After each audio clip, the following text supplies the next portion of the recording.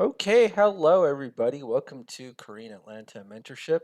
So we're going to do another review of Velocity Banking. I've titled this video Financial Peace with a Line of Credit. And I don't know if you know this or not, but the hardest, at least for me, the hardest thing about building a YouTube channel isn't the content once you've gotten like a hold or mastery of the content. It's just coming up with a new thumbnail and YouTube title. So I'm always thinking like, what do I call this video? Even though I make the same video over and over again, and I've decided I'm going to rip off Dave Ramsey. So you know how he has like Financial Peace University. I'm calling this Financial Peace with the Line of Credit. So kudos to Dave. I basically plagiarized you, I think. So let's get to it. So, what is velocity banking? All it is a debt payoff strategy using your line of credit as your main operating account, right? So, if you've heard of extra payments, it's pretty much the same thing with the help of a line of credit. Okay, so in order to do velocity banking, we need to do two things. We need, number one is a budget. So we have income, expenses, leftover savings, and when we do our expense breakdown, we have to list every single debt that we have because uh, our debt is essentially a cash flow killer. And once we pay off our debt, then we get more cash flow back. And the only thing that does not give us this cash flow back is our general expenses like food, gas, insurance, things we have to always pay for every single month. That's what we're going to do today. So, if you ever done a budget, it's relatively easy: income, expenses, and then you just do expense breakdown with debt. I do this all the time because, again, there's that Bruce Lee quote: "I don't fear the man who does 10,000 kicks once. I fear the man who does one kick 10,000 times." And I make the same video over and over and over again, and people keep watching. Maybe you all think it's like a martial arts demonstration, right? But it's not. It's an Excel debt payoff demonstration, so it may just be as impressive. So let's go ahead and do this. So number two, once we've done a budget, we need a line of credit as a main operating account. So what is a line of credit? All it is a financial tool where you could borrow money, pay it back, and then use it over and over again, right? So there's many types of lines of credit. There's personal lines of credit, business lines of credit, home equity line of credit. There's credit cards, personal credit cards, business credit cards. I got all of them. I got all of them except for a business line of credit. So if I add up the credit that I have or the lines of credit that I have over $284,000 in I think it's 284 or 287. I can't remember. Over $280,000 in lines of credit because I'm gonna tell you the secret. I mean, most people don't understand this, even though I explain it, is that banks don't lend money to people who need it. So this is why it's important to have a good financial foundation before you start any of this, before you even start taking debt, right? Because if you're in trouble and you need a line of credit, they ain't ever gonna give it to you, right? They ain't gonna give it to you. So we're gonna assume two things. Number one is we make the same income, even though making more income is great. In fact, in this YouTube channel, I make about $400 a month right now. I made 500 one month, and then I kind of got a little lazy and was like, oh, whatever, I don't want to do it anymore. I paid off my mortgage in 3 years. I don't have to work that hard. But let's go ahead and keep making these videos. And so again, same income, but this is kind of the opposite of mainstream personal finance, which is zero savings.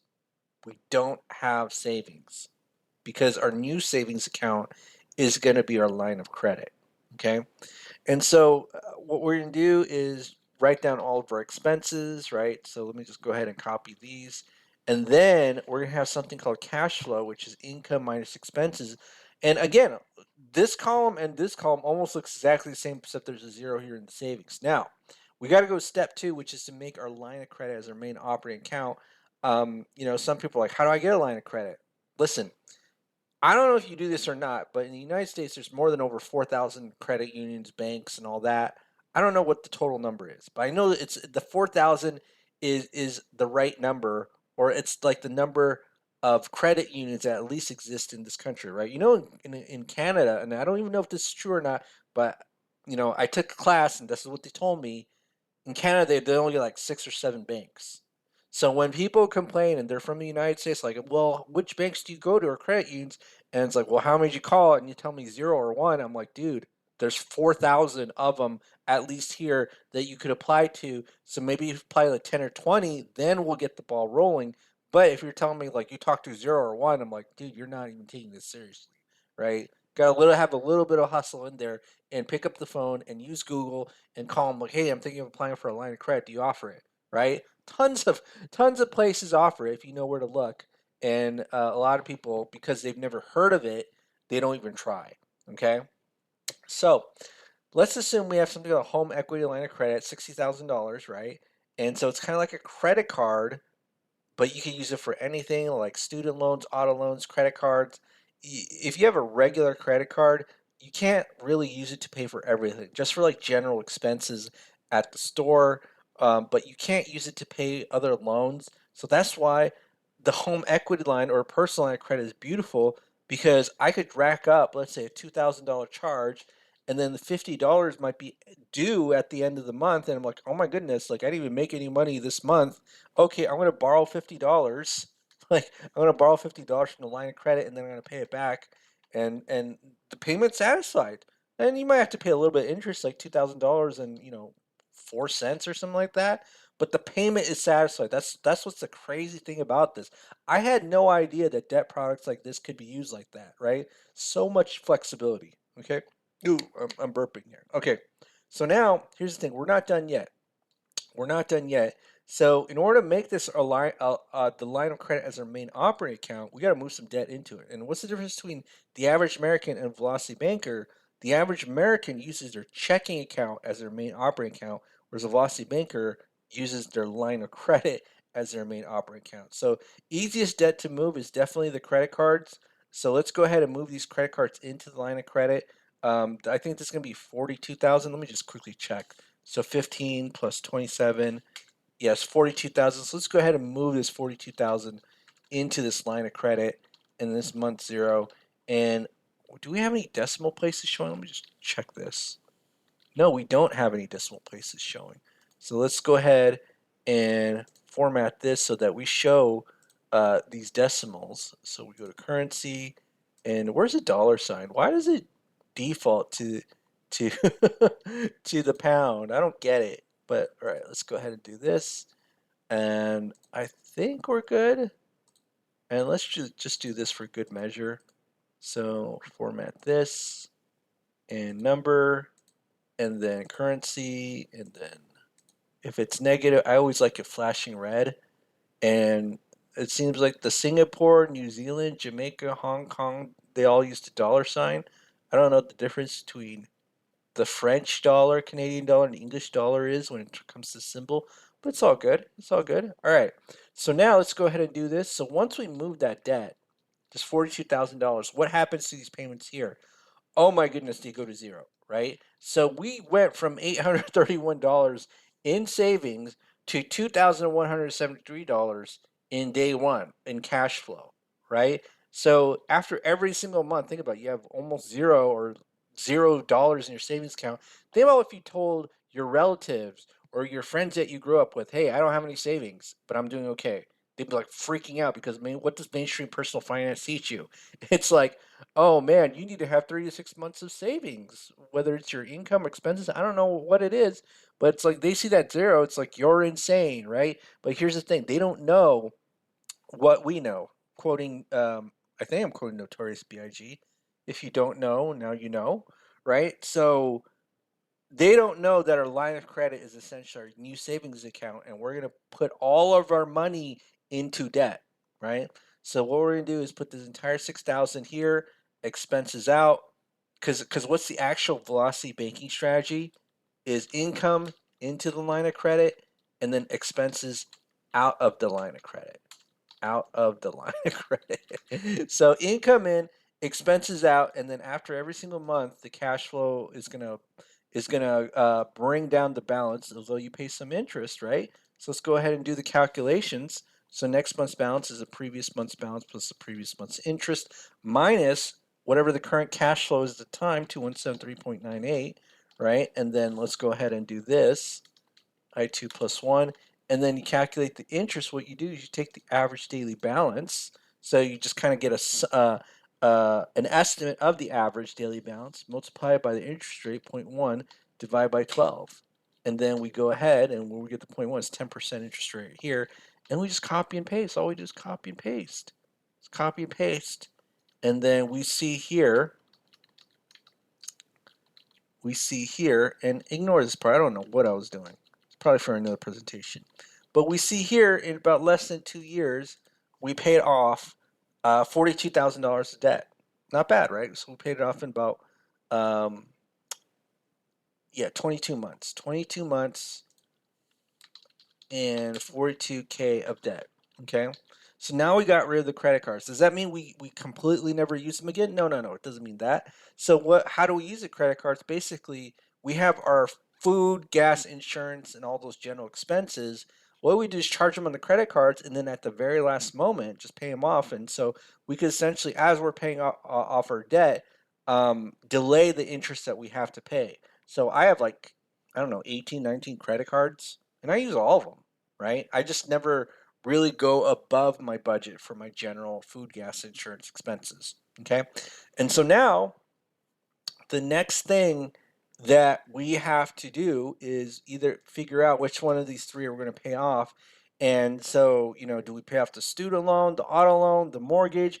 Folks, I've had people when they were talking about paying off debt thinking that their low interest rate mortgage that's at a high balance is the thing that they want to pay off. And I want to like do that Jackie Chan face where it's like the Jackie Chan rage face. Like, what are you doing? Right? What are you doing? So here's an easy way to figure out which debts to pay off. It's called the cash flow index. So if you ever look in Google, cash flow index, it's this thing created by Garrett Gunderson, where you take the loan balance and divide by a minimum monthly payment, and then this number has a meaning, and it also is like a ranking to it, right? So let's just go ahead and quickly do this. So what we're going to do is take the balance of it, and actually maybe I should do this. So CFI, cash flow index, 45000 divided by 510.97. This one is 24000 divided by 471.84. And then this one is 200000 divided by 843.21. And let me go ahead and format this correctly so that it looks a little bit pleasing. And this is, where's number, and 2 digits, right? Let's go ahead and do that. Okay, so as you can see here, this is the lowest number, right? And then it's the student loan, and then it's the mortgage. Now, how do we justify why we pay off the auto loan? Well, basically, you're basically being asked, hey, if I pay off this $24,000, I get $471 back. But if I pay off $45,000, I'm going to get $510 back. Which one gives you more bang for your buck? It's obviously this $24,000, and it also you kind of ignore the interest rate, because if I only pay 24, I'm getting 471. I literally have to almost pay almost double to get almost the same amount, right? So that's why I want to focus on the auto loan first. Now, let's go ahead and figure out what the current balance of the auto loan is, and then what we do is to figure that out is look up a loan amortization calculator.net, and then we just kind of go in here and we just kind of fill in the details to figure out the current balance. And you could actually use what they call a time value of money calculator for this, but I always like to show the chart so you know where I got the numbers from rather than just punching in like four values and then fifth one popping up. So $24,000 at 5 years at 6.7%. This is a car loan. Just be aware that car loans are 5 years, whereas student loans are usually 10. All right, so let's take a look here. So 6.7%. And all right, so after 22 months, where are we at? So 22 months, 16 grand. So 16, whoopsie, where are we right here? All right, 16 grand. Okay, so one of the things that we're going to talk about is that, do you replace the entire loan with the line of credit, or do you do it in small bite-sized chunks? So let me just kind of tell you that in most cases, it's probably a little bit worse, especially if you have low, it's not interest. If the balance of the loan is kind of low, like an auto loan, then it might be okay to dump the whole thing in a line of credit. But as you get to low interest rates and high balances, like a personal mortgage, you don't want to like replace your entire mortgage with a line of credit. I probably heard that on the internet. Oh, always replace the loan with a line of credit, and that's actually not true. Like you don't want to, use your own judgment, right? So let's go ahead and do this and replace, move the $16,000 balance into this line of credit right here. So if I go ahead and do this and move that $16,000 balance, okay? Well, guess what happens? Oh my goodness, this payment is now zero. And what's our cash flow? It's about $2,645.82. So let's go ahead and show them our new cash flow. So 2645.82. 2645.82. Okay, and then I just gotta copy and paste all this good stuff, right? Did I screw up? Hold on. Why did I, hold on. Minus 2645.845.82. All right, let's deal with this. Okay. What happened here? Oh my goodness, I'm going crazy. All right, so 2645.82. All right, so now let's go ahead and copy and paste this. All right, so you can see now in 28 months that entire auto loan is paid off, right? 28 months. Mind blown. So 28 months. Oh, that's the wrong one. 28 months for 42 plus 24, so that's 66K. All right. Okay, so now the next one we tackled is the student loan. So what is the balance of our student loan in after 28 months? So we just got to go here, and if we go into here, 45,000 and 30 year, no, not 30 years, student loan is 10 years. And then our payment, no, our interest rate is 6.5%, 6.5%, and 28 months, 28 months. Okay, so now 36 grand is our current balance. Again, we can move this 36 grand into the line of credit. I don't think it'll make that much of a difference compared to the mortgage. But yeah, let's just go ahead and move it, make it easy on ourselves. So we do that and move this into the line of credit. So how much do we get back in cash flow? So let's go in here. And now we're at three grand, 3156.79. So 3156.79. 3156.79. Got it. Okay. So now let's go ahead and see how long it takes to pay off that student loan, which is a pesky bugger because they don't allow you to declare bankruptcy on these things, but it's 40 months. So 40 months to pay off the student loans, and then it's 66 plus 45K, so 66 plus 45, that's $111,000 paid off. And now we attack the mortgage. Why do we attack the mortgage very last? Because it takes up the least amount of cash flow compared to the balance of the loan, right? That's why we want to attack this last. Doesn't mean we don't pay it off quickly. We just got to pay it off in the right order, right? Because I don't know if you knew this or not, but a 3% mortgage essentially is 50% interest after 30 years. So what's 50% of 200,000? It's 100,000. So you think you're smart because you negotiate $10,000 or $20,000 off of the purchase price of real estate.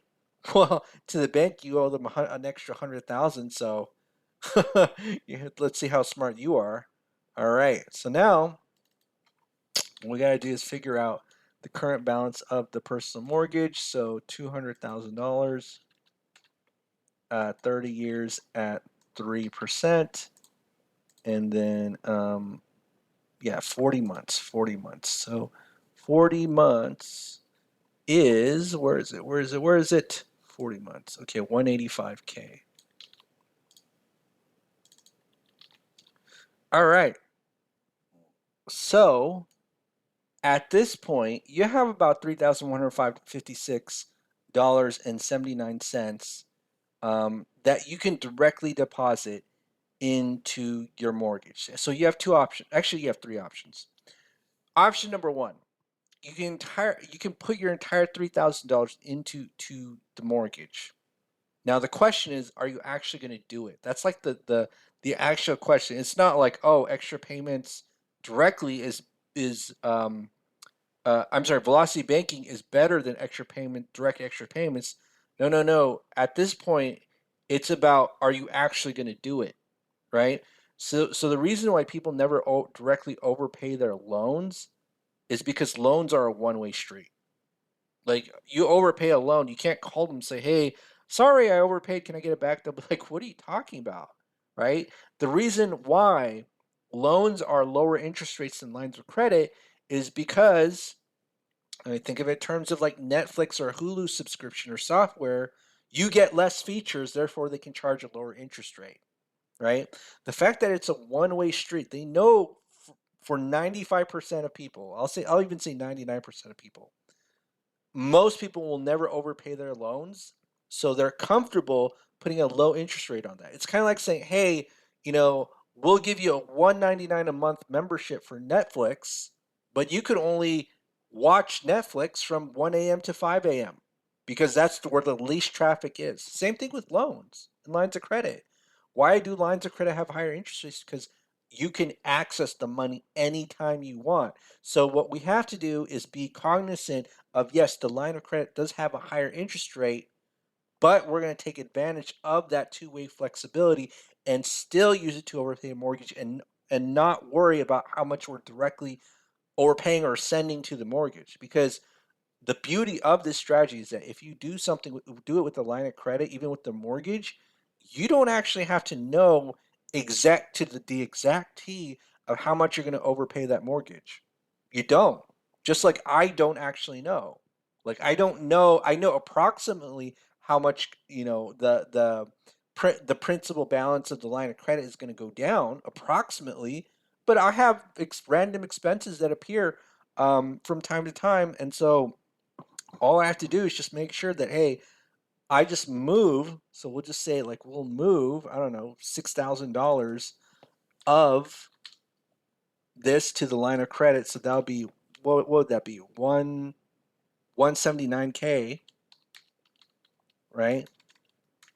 So let's say we moved, and this is what they call chunking or incremental payoff, just moving parts of the loan into a line of credit and then doing the same thing and using your cash flow to pay it off and doing it over and over again, right? So if I so just to kind of demonstrate, let's say I move $6,000 here, right? Well, this gets paid off in about 2 months. So you could even do a bigger amount, more than $6,000, but you see what I mean? Actually, let's just do 10,000, 10,000, 10,000, and then you see it takes about a couple of months, like 4 months to pay it off. And so again, this is going to be 175, and then you just kind of rinse and repeat over and over again, right? 165K. Okay. Now, luckily, we have this thing called a velocity banking calculator here by Renatus, and believe it or not, I actually attended a study session today with the guy who created this calculator named Randall, right? Because Renatus has like a study session every Monday. Again, I'm not an employee of Renatus. I'm just independently affiliated with him. Um, I'm a marketer, so I basically promote their products, which is what I'm doing right now, and then I get a commission for it for making sales for their educational products. So basically, the guy who created this calculator, um, his name's Randall. He's the current instructor for Velocity Banking Renatus. I remember a long time ago, he said that you probably don't want to dump your entire mortgage to a line of credit if the interest rate has a huge difference, right? So let's just kind of do a demonstration here, what we mean by that. Because again, one of the reasons I'm making this video is because sometimes I hear on the internet, oh my goodness, just replace your mortgage with the line of credit and everything will be okay. But that's not necessarily true, right? the line of credit and the mortgage interest is calculated almost the same, but we're just taking advantage of the two-way nature of the line of credit so that we can go to sleep at night, right? And still pay it off quickly. Because that's the fear why people never overpay any of the loans. You know, you dump all, let's say you dumped all of your extra money on a student loan. You're almost going to feel like you wasted your life, right? All right, so now, I'm sorry, I'm getting so distracted. So 843.21, and this is 3%. Okay, so let's just do this. What's our income? Our income is $6,000, and our living expenses is everything except for the loan we're trying to pay off. So we don't include this because it's already factored into our payment. So just put 2,000 here. So let me just kind of go over this, right? So let's say we got a 10% line of credit and we decided, we heard on the internet, oh my goodness, always replace your low interest rate mortgage with the higher interest rate line of credit, and we got a first lien HELOC 185,580.73. Well, take a look at this. You might be impressed because it's like, oh my goodness, in 5 years, I paid off the mortgage and I saved about 33 grand. Okay, but if you do this chunking method where you just kind of incrementally pay it off with the help of a line of credit, look at that. You save 71 grand. So I don't know about you, but would you rather save 30? What was that? 33 grand or 71 grand? Right? So, oh man, 71 grand. Amazing. I would totally rather save 71 than 13. Now here's the thing. Let's say I do 10,000.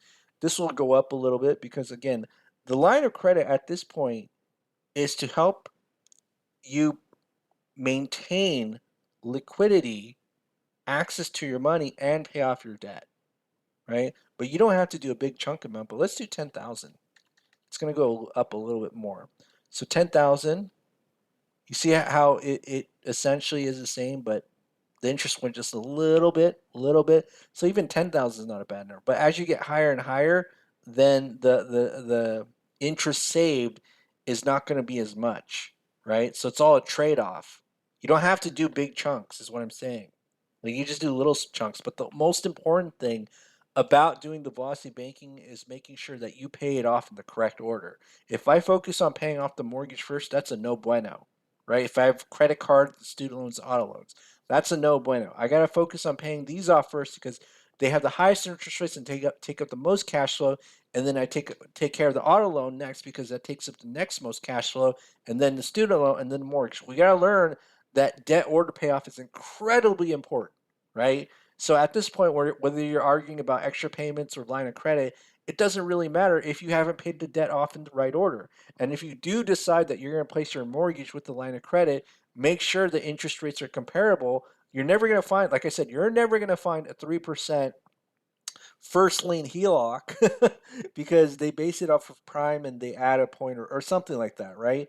And I think the lowest that I've seen a HELOC is like 7%. But like I said, the reason why HELOCs have higher interest rates or lines of credit has higher interest rates is because you have unlimited access to your money, right? Almost unlimited. Maybe there's some exceptions. Whereas with the loan, it's a one-way street. So we just have to be a little bit cognizant. Yes, it has a higher interest rate, which is why you don't want to put the entire thing 185,580.73 into a line of credit because we'll end up paying more interest than just doing extra payments or chunking 10,000. Take a look at that. Oh my goodness. So 4.2 years. So let's go ahead and put 4.2 years. So equals 40 divided by 12 plus 4.2. So that's 7.53 years. 7.53 years, and we are debt free. Debt free. So how much is that? That's 311K, and we are debt free. Okay, yeah, pretty much. Aren't you at financial peace? Financial peace. I know I am because I got tons of lines of credit and I'm just doing this exact strategy. I'm just doing this exact strategy. And so if I have a huge expense, like let's say like a roof that I need to replace, then again, put on a credit card and then I just pay it off, dump it in all my income into the line of credit, bam, boom, done, right? So that 10 grand expense, if I have a ton of cash flow, who cares about that? All right, well, that's it for today, everybody. It's actually 1:33 a.m. I don't know what I'm doing right now. Just maybe I'm making this video so I can easily go to sleep. But yeah, that's it for today. Have a good night. It's Korean Atlanta Mentorship, and we'll speak next time.